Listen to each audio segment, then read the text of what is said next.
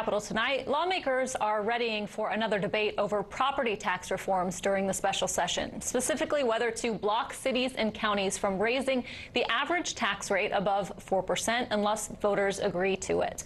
Currently, it's at 8%. Joining me now to discuss this further, two people on opposite sides of the issue, Robert Henneke with the Texas Public Policy Foundation and Bennett Sandlin with the Texas Municipal League. Thanks so much for being on the show. Hello, thanks.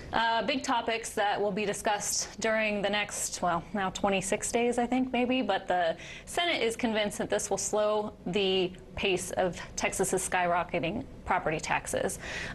Robert, what is your take on how this will really help with property taxes? We're hearing from some of the larger counties, the larger cities, that it's not really going to do much. Well, it has to stop.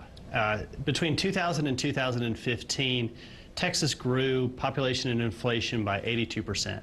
At the same time during that period of time, property taxes assessed in the state of Texas grew by 132%. The burden is just too high. It's forcing people out of their homes, it's creating challenges in terms of affordability, and it's really creating a threat to liberty by people being able to afford to live near jobs and live here in the state of Texas. I know that you are not in favor of what is being proposed, at least from the Senate side. Why are you guys against this? Why would this hurt local governments in your eyes? The problem about these caps is that they're only aimed at cities and counties. Everybody at the Capitol knows that the real problem with property taxes is school funding. This last budget that passed 2 months ago reduces the amount of state money that goes into schools and is designed to raise school district property taxes by almost 14%. So this cap is just a smokescreen to divert attention from the real problem, which is underfunding of schools, and point the finger at cities and counties who are just a tiny fraction of your tax bill. We hear that so much. I mean, to fix rising property taxes, school finance reform is the answer. We're hearing that from House members, some senators, but why not work on school finance reform? And I know that that's been added to the call to look at that even further by the governor, but is that the answer? Well, certainly it's on the call, and at the foundation we do believe that the current Texas public education system needs to be addressed, not just the finance component, but the entire structural component. But it's just a red herring to push all the blame onto the school districts. You know, the budget figure presupposes that school districts will continue to tax as they have historically, but you can't ignore the fact of the burden that city property taxes are putting on people, and looking at the way that cities have grown with the number of staff, with the number of regulations, that is independently causing a problem in Texas and needs to independently be addressed by the legislature. Is there a compromise, so to speak? We've heard the 4%. I think during the regular session it was the 5%. Is there some kind of a compromise with cities and counties that could be okay? Cities only go up about 3.5% on average across the state every year. I'm afraid that this so-called solution is going to put some legislators in a corner promising tax relief when, again, the big elephant in the corner is school finance. If they address school finance, then we'll look at cities and counties in future sessions. But again, we're a tiny piece of the problem. The real problem is the way that schools are underfunded. We've gone from 60% of state money in schools to about 38% at the end of this biennium, and that number is shrinking. That's unacceptable. It's unsustainable.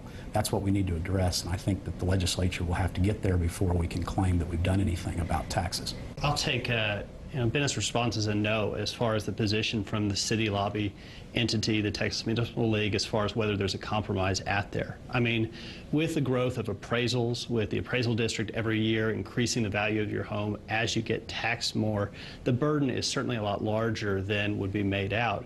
Right now, the revenue cap is at 8%. The legislature has proposed 4%. And currently, the Texas Municipal League and cities have been unwilling to propose any kind of number in between. So we need to address this issue. We've got proposals on the table, and at the end of the day, it's how much money Texas taxpayers are paying out of their own wallets to fund growing and bigger government. That's the problem that the legislature is trying to fix in multiple different ways. What if this does pass, as is, the Senate's version? Cities are where the action is. We'll survive. All the new business and population that's coming to Texas wants to live in cities, and cities are the economic engine of the Texas miracle. We'll get along. The question is do we want to enact bad public policy because we're refusing to look at this issue over here on the sidelines, which is the way we fund schools? That's the main problem with passing that bill, is that we're kicking the can down the road on the real problem with the Texas property tax. And for you, what if this doesn't pass? Well, cities might be fine. but the residents and taxpayers within the cities won't be. Already here in the city of Austin, you look at east of I-35, where you have lower socioeconomic families that are being forced out of their homes because they can't afford to live in houses that have been in their families for generations. And you have, while there may be a lot of jobs being created in the urban areas, it's becoming more and more difficult for the workers to live in close proximity to those jobs because of the high cost of living. Look, this isn't about how much money the city can put into their coffer. This is really about the people and the burden on the taxpayers and issues of affordability as far as being able to live and enjoy in places like this in Texas.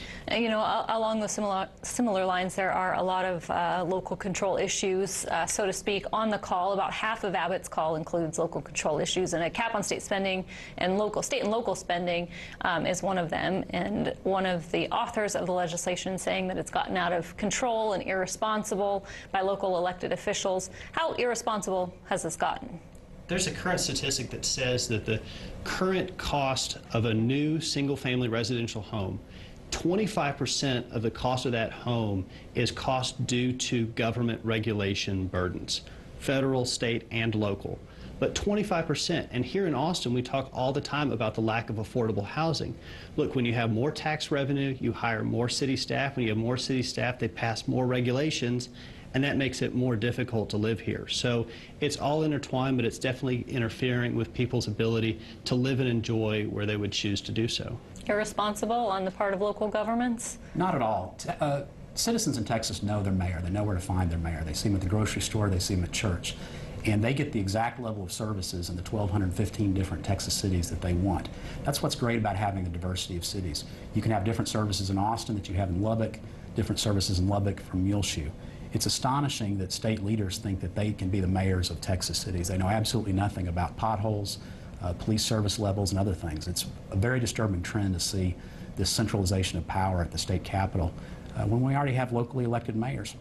I mean, I think he brings up a point that a lot of people are asking right now. Republicans are always the party of local control and trying to keep things at the local level. Is the state stepping in too much? It's entirely appropriate for the state of Texas, which created cities in the first place, when cities are exceeding their lawful bounds, violating people's constitutional rights, for the state legislature to come in and put checks in place that restore that liberty, which is what is supposed to be the protection purpose of government in the first place. I think the purpose of city government is to fill potholes, put out fires, and arrest bad guys. I don't know where this liberty idea comes into it, and I think cities have done a good job of those core services for decades.